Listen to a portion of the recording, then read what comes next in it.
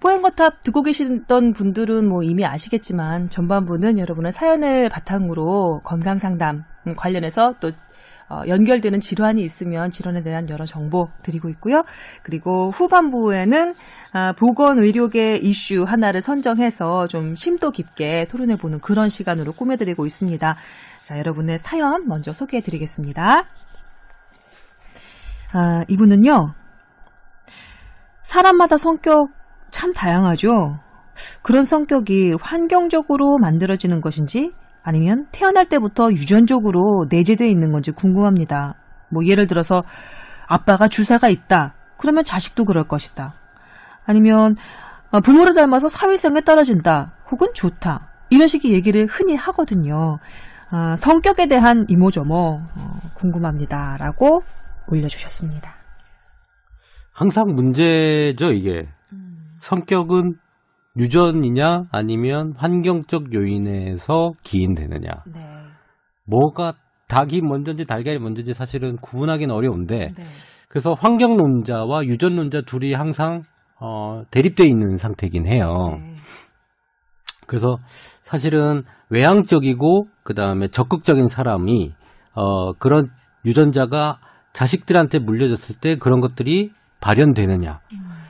라고 이제 연구들을 했죠. 특히 쌍둥이 연구들이 많아요. 맞습니다. 예, 그 쌍둥이 연구를 보면 뭐 외향적인 부분은 유전이 된다. 그런데 환경적으로 그게 변동이 될 수도 있다라고 얘기를 합니다. 근데 사실 저는 조금 그 쌍둥이 연구나 이런 걸 할 때 좀 두 가지를 조금 나눠서 봐야 될 것 같아요. 그 기질이라고 하잖아요. 내 기질. 그러니까 김수원 아나운서가 극좌파의 기질이 있는 것처럼. 네.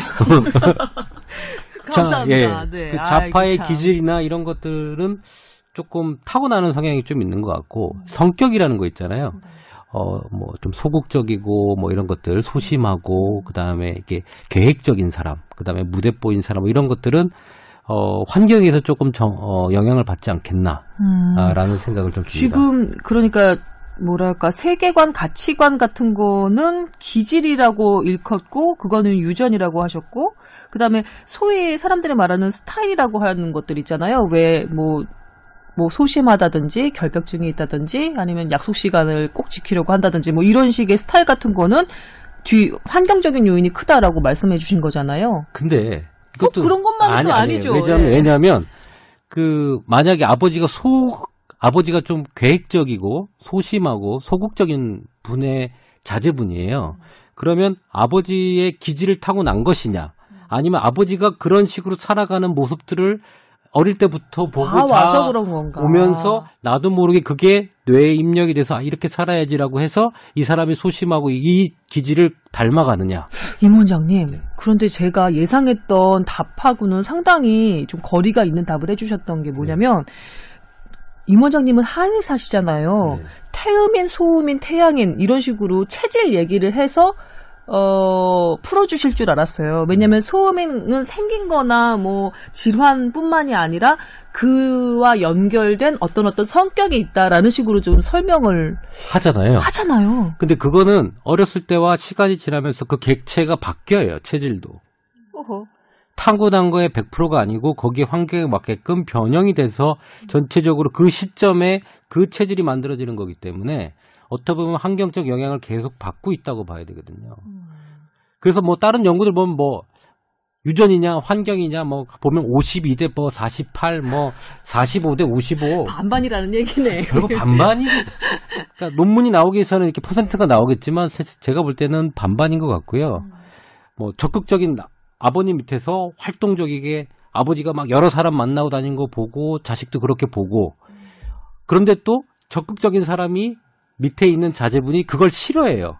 그러면서 내가 정신적으로 스트레스를 받거나 이러면 그 반대로도 가거든요. 그렇죠. 그러니까 그걸 꼭 따라가는 것도 아니에요. 부모님 성향을 따라가는 것도 아니고 그게 스트레스를 개인적으로 넘어가게 되면 또 반대급부로 그걸 경멸할 수도 있거든요. 그러니까 이 환경이 어떤 영향을 미칠지는 그 사람의 개인적인 내재적 성향, 내재적 그릇에 따라서도 또 달라질 수도 있거든요. 그래서 저는 이런 걸 따지지 마시고 따지는 것 자체가 괜히 머리 아파요. 그냥 따지지 않았으면 좋겠어요. 다 영향을 주니 좋은 유전자의 배필을 만나고 그리고 좋은 철학과 좋은 행동 방식을 전달해서 그 사람들이 자제분들이 좋은 기질과 어떤 성격을 가지는 게 맞지 않나. 네. 뭐가 답이 있다고 얘기를 하면 또 확 우리 스타일상 또 쏠려가니까. 저는 남 기자님이나 신 교수님은 어떻게 생각하시나요? 워낙에 여러 연구들이 있고 뭐 일란성, 이란성, 쌍둥이 연구들이 있잖아요. 그런데 아직까지의 정답은 없는 것 같고요. 말씀하신 대로 반반인 것 같습니다. 그래서 우리가 보통은 유전, 환경, 복합적 상호작용이라고 얘기를 하거든요. 그래서 여러 가지 유전 연구나 그런 것들이 환경적인 요소랑 어떤 영향을 미치는지에 대해서 많이 진행이 되고 있는 걸로 알고 있어요. 그래서 같은 DNA를 가진 일란성 쌍둥이더라도 여러 가지 다양한 환경에 노출될 때 그 DNA가 어떤 식으로 발현하느냐 그 차이가 있을 수 있다는 거죠. 생각해보면 저도 성격이 자라면서 많이 변했거든요. 옛날엔 정말 소극적이고 그랬었는데 어느 순간부터 되게 외향적으로 바뀌었는데 그거는 환경적인 영향이 되게 컸던 것 같아요. 중학교 때까지는 모범생으로서 열심히 공부를 하고 그러다가 고등학교 이상부터는 다양한 환경에 노출이 되다 보니까 그런 성격들이 외향적으로 변하게 되더라고요. 그래서 어떤 연구를 보면은 그래서 일부 여러 가지 그런 성향에 대해서 유전 영향을 많이 받는 거 그리고 환경에 영향을 많이 받는 거 이런 것들이 좀 나누어져 있다고 얘기를 하기도 하는데요. 보면은 인지 능력, 경쟁력이나 창의력, 이해력, 계획성 자제력 이런 것들은 좀 더 유전적인 영향을 받는다. 또 감성적이거나 정서적인 항모, 뭐 외향성이나 이런 감정 기복 이런 것들은 환경적 영향을 많이 받는다. 그런 얘기들도 있는데요. 저도 결론은 임 원장님이랑 똑같습니다. 그런 거에 크게 연연하지 말고 좋은 환경에 노출돼서 좋은 그런 유전자를 발현할 수 있도록 우리가 조금 더 노력을 해야 되지 않을까. 네. 이 사연의 문제점이 하나 있어요. 네. 뭐냐면 이제 엄마가 보통 그렇겠죠. 아들한테 아이고 너는 아빠 닮아서 왜 이렇게 게으르고 아빠 닮아서 뭐 바람을 피우는 거 다 네 아빠 닮았다 이렇게 하는 거라고 지금 이렇게 사연을 보낸 거잖아요. 이 사연의 가장 문제점은 이렇게 남 핑계를 대는 어머니의 문제입니다. 이게. 그런 아빠를 만난 어머니의 선택의 문제일 수도 있고요. 왜냐하면 예. 그 자제분의 모든 철학이나 성격이나 기질이나 이런 것들은 유전적인 성향도 있겠지만 그 환경적인 것도 있고 이렇게 자꾸 남을 탓하는 뭐 때문에 너가 이렇고 뭐 이렇게 자꾸 빗대서 얘기하는 비교하는 이런 방식의 나쁜 습관을 조금 제공하는 행동이거든요. 저는 이런 행동을 하는 것 자체가 조금 문제 있는 사회라고 이거 생각해요. 그거 같아요. 내부 귀인하느냐 외부 귀인하느냐도 성격의 일종인 거잖아요. 한 면인 거잖아요. 예. 이런 것도 보고 배운 건지 아니면 엄마 아빠가 그래서 본인이 유전적으로 내부 귀인으로 외부 귀인으로 가는 건지 그것도 설왕설래가 될 것 같네요. 저는 사실 내 아들이 바람을 잘 펴요. 바람둥이에요. 본인이요? 네, 아니 저 말고요. 네, 제 네. 아들이 만약 그렇다면 네, 예. 속으로 이렇게 생각할 것 같아요. 나 닮았나? 라는 생각도 하겠지만 네. 얘가 인기가 많구나. 뭐 이렇게 좀 내부적인 형태로 좀 봐줄 것 같아요. 외부적으로 그렇게 누가 교육을 시킨 건 아니잖아요. 그러니까 사실 얘 성향이 그렇구나라고 좀 내부적인 포커스를 좀 맞춰서 그냥 그렇게 생각하고 긍정적으로 좀 봐주려고 할 것 같아요. 네. 네, 남 기자님 뭐 얹으실 내용 없으신가요? 다 말씀해 주셔서 제가 뭐 추가할 거라기보다 그런 얘기를 들은 적이 있거든요. 그 디스크 같은 것도 우리가 알고 있는 것보다 유전적인 요인이 굉장히 크다. 근데 그런 것들을 너무 많이 이야기를 하면 이게 뭐 다 유전이라며 그러면서 운동을 안 할 수도 있고 다 그거를 이제 부모님 탓을 하면서 한다던가 그렇기 때문에 정형외과 선생님들이 유전적인 이야기는 많이 안 하신다. 일부러 좀 약간 축소해서 얘기하신다. 그런 이야기는 언뜻 들은 적이 있는데 실제로 좀 그런 부분이 있나요? 어떠세요? 진료하실 때. 조 기자가 늘 얘기하던 게 있었어요. 유전, 우리 안에 그 DNA가 어느 순간 다 밝혀지면 우리가 따로 뭔가를 노력할 게 하나도 없어질지도 모른다고. 그런 얘기를 한 적이 있었잖아요.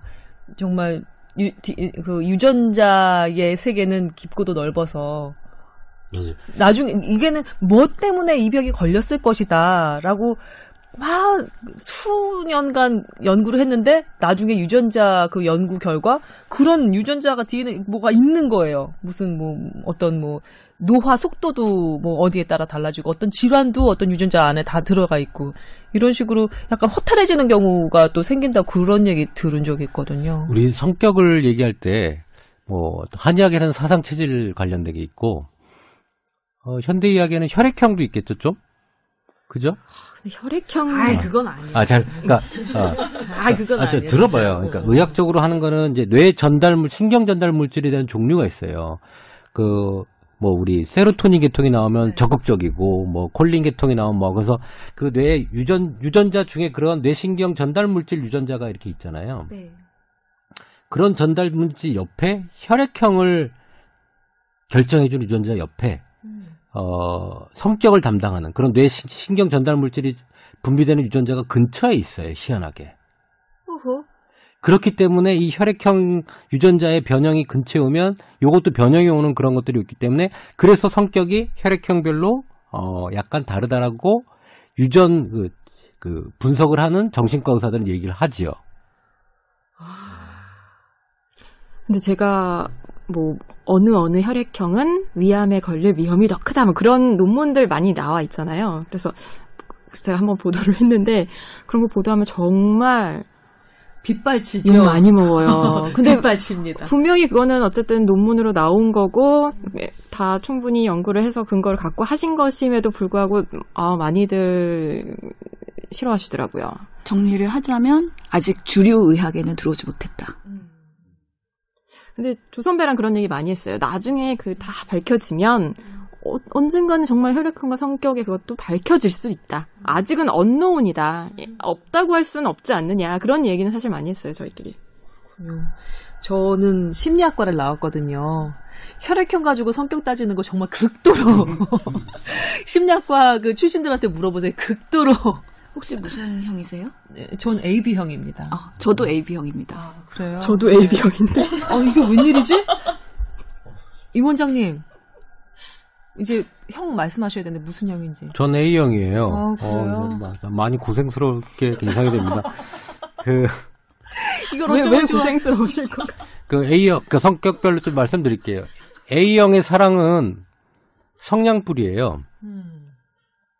자기는 온몸을 불태우는데 옆에 사람이 볼 때는 이게 불이야? 라고 생각을 해요. 그러니까 소극적인 거죠. 자기는 온몸을 불태우지만 남들이 볼 때는 뭐야 저게? 라고 생각하는 거고. B형의 사랑은 산불입니다. 지도 타고 주위까지 다 태워요. 네. 그리고요? O형의 사랑은 석유난로래요. 사랑의 불길의 강약을 조절한대요. 쥐가? 네. 조절할 수 있대요. 그렇죠. AB형은 남았어요. 예. 알 수가 없대요. 그게 넘어가겠습니다. 자, 이 그 성격 관련한 얘기는 우리들의 첫 이야기로 적정했던 것 같습니다. 나름대로 이렇게 좀 딱딱한 그런 정보보다는 약간 좀 말랑말랑하게 성격 얘기로 우리들의 첫 항해를 시작한 것을 기쁘게 생각합니다. 자, 재밌게 들어주셨으면 좋겠고요. 그리고 다음 사연으로 넘어가겠습니다. 선배, 넘어가기 전에 하나 말씀드리고 싶은 게 있는데 지난번에 제가 또 공부를 열심히 했죠. 그래서 사연을 봤는데 다들 보셨을 것 같은데 고양이에 대해서 사연 주신 거 보셨나요 혹시? 지난번에 고양이 주제로 한번 하셨잖아요. 제가 없을 때. 동물보험. 네, 동물보험 하시면서 고양이 이야기를 했는데 거기 고양이 평균 수명을 좀 말씀을 잘못하셨나 봐요. 그래갖고 약간 좀 많이 섭섭해 하시는 것 같아서 그거라도 좀 정정을 해드리면 어떨까 해서. 좋아요. 네. 그래서 찾아봤더니 고양이 평균 연령이 15년이라고 하더라고요. 근데 그때 10년이라고 말씀하셨었대요. 그때 10년, 15년 이렇게 얘기하지 않았나요? 저도 크게 제가 알고 있던 상식에서 벗어나지 않아서 그냥 넘어갔었는데. 그때 10년이라고 하셨다고 그분은 쓰신 것 같아요. 그리고 또 보니까 종별로 굉장히 다양해서 그 조선배가 키운다는 러시안 블루는 15년에서 20년까지도 산대요. 장수 고양이. 꽤 장수하는 편에 속하더라고요.